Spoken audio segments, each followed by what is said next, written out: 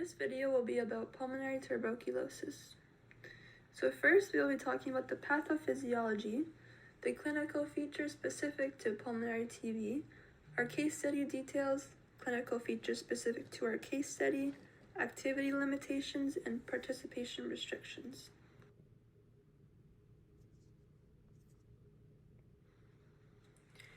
So we will be looking at what exactly pulmonary tuberculosis is. To start, tuberculosis is also known as TB. Pulmonary tuberculosis is an active, most common type of TB, which is commonly referred to as consumption. This form of TB is a bacterial infection that generally affects an individual's lungs. However, it is also capable of spreading to other organs as well, such as your kidneys, spine, or brain. And this is referred to as extrapulmonary TB, as it is not related to the lungs. Mycobacterium tuberculosis is a pathogen that is responsible for this disease, which can be transmitted through microscopic droplets that are released into the air. These droplets may be spread through actions like talking, sneezing, coughing, laughing, singing, etc. So now we're going to take a look at the pathophysiology of pulmonary tuberculosis. Mycobacterium tuberculosis is an airborne intracellular pathogenic bacterium that has developed and learned to live by using the human immune system. The human immune system is not only used to access the host, but it also is used to remain within the host for many years. Mycobacterium tuberculosis has a mycolic acid coating, is non-motile, and undergoes cell division every 18 to 24 hours.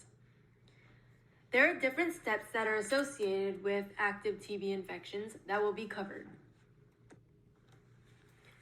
The first step is aerosolization. This is the beginning and end of the tuberculosis pathophysiology cycle. This takes place when an individual with active TB performs a forcible expiration. So, for example, when they cough. Droplet. And what is an aerosol? There are different definitions, but it's most useful to differentiate them according to their behavior in the environment. Droplets are above 20 micrometers or microns in size. They're usually produced during things like coughs, sneezes, shouting, etc., and usually succumb to gravity, meaning that they fall down after traveling in the air for 1 to 2 meters. Aerosol, on the other hand, is made up of fine particles under 10 microns in diameter, and they can travel for many meters before they fall to the ground or some other surface. So an aerosol is below 10 microns and can travel far in the air. Droplets are larger than 20 microns. They usually succumb to gravity and fall to the ground, and then there are the in-between sized particles of 10 to 20 microns that can have somewhat of an intermediate behavior, but are generally thought to fall to the ground like droplets. And there's an even more granular distinction between the different aerosol particles. Those below 5 microns are so small that they can travel all the way down into the alveolar space where they can cause pneumonia, whereas particles below 10 and above 5 microns can only penetrate down below the glottis and are thought to land somewhere in the tracheal branch. The next step is macrophage phagocytosis. This is when an individual who is susceptible to this infection inhales the aerosolized Mycobacterium tuberculosis, and the droplets that are inhaled are small enough to come in contact with the alveolar sacs, which will then meet with macrophages, dendritic cells, and monocytes. This is when the macrophages will destroy the bacteria as well as aim to remove the invader. At this point, dendritic cells will relocate to lymph nodes in order to activate T helper cells. Next is phagolysosome blockage and replication. In this phase, Mycobacterium tuberculosis replicates within the macrophages, which is done after preventing the fusion between phagosomes and the lysosomes. The TB bacteria has a special form of cell division that is referred to as asymmetric cell division. And this is when bacilli grow preferentially, producing a fast-growing daughter cell and a slow-growing daughter cell. These daughter cells affect growth rate and antibiotic resistance. The macrophage and tuberculosis bacteria, together or individually, will migrate from the alveolar space to the lung and parenchyma. In this phase, tuberculoma occurs, which is a process by which the immune system starts forming a granuloma around the invader.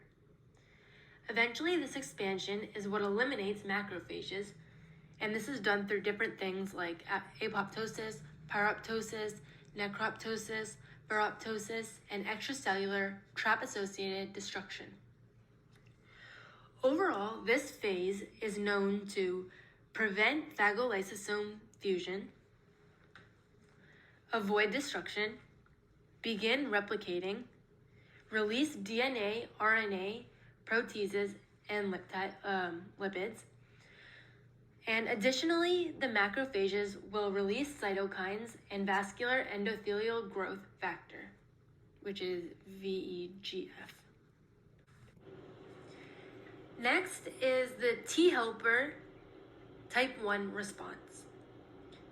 This involves the relocation of T helper type 1 cells that are known as Th1, regulatory T cells, which are known as Tregs, and B cells that are primed in the germinal center.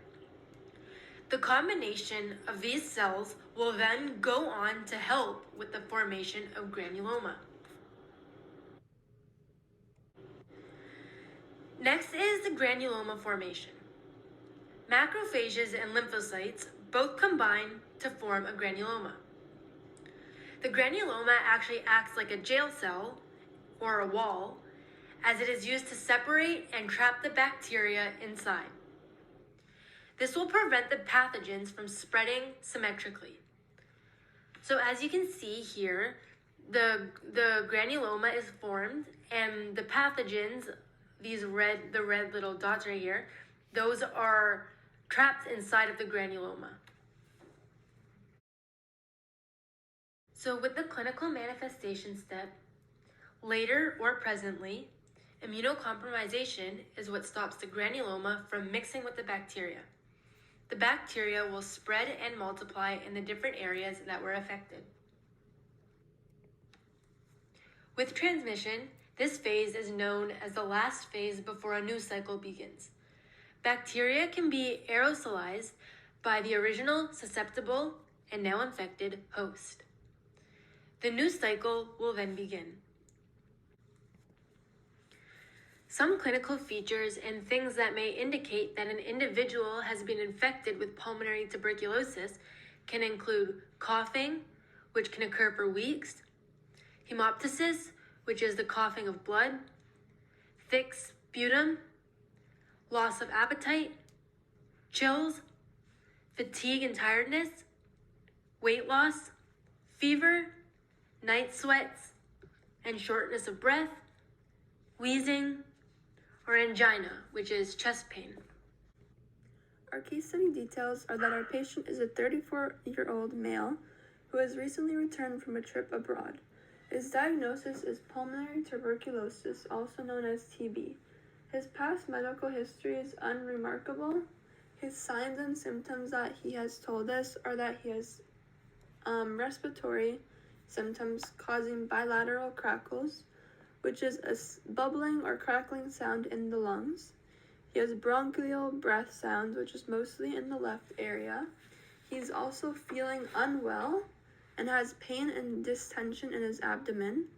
He has a decreased appetite. He has a fever of 38 degrees. His lab tests, his sputum samples, 2 out of 3 of them were positive for acid-fast bacteria. And this is a type of bacteria that causes certain infections, including tuberculosis. His chest radiograph image shows heterogeneous in his bilateral lung fields and cavity lesions in his left upper zone. Recommended interventions for him are occupational therapy and physiotherapy. Some clinical features and symptoms of tuberculosis for him are abdominal pain and swelling, decreased appetite, praxia, which is a fever of 38 degrees, the chills, shortness of breath, bilateral crackles with bronchial breath sounds, and night sweats. Activity limitations for him include, but are not limited to, he won't be able to travel around much due to his isolation and feeling unwell. He will have trouble using the stairs and walking to work. These activities require adequate breathing, and due to his shortness of breath, it'll make it very difficult. He'll have difficulty with walking longer distances, again, due to shortness of breath, as well as grocery shopping due to the shortness of breath, and as well as if he's in isolation, he will not be able to go out into the public. Participation restrictions are he'll have trouble socializing with his friends, family, and coworkers because prolonged exposure will be contagious for others. He will not be able to enjoy meals with his family and friends due to decreased appetite, so it won't be as enjoyable for him. He will not be able to work out due to having pain in his abdomen and feeling unwell. Bilateral crackles will impact participation in exercise that needs high oxygen levels. He will be incapable of walking his dog and walking to work due to shortness of breath. For sleeping, he will be unable to get adequate sleep due to a high fever, which will cause night sweats.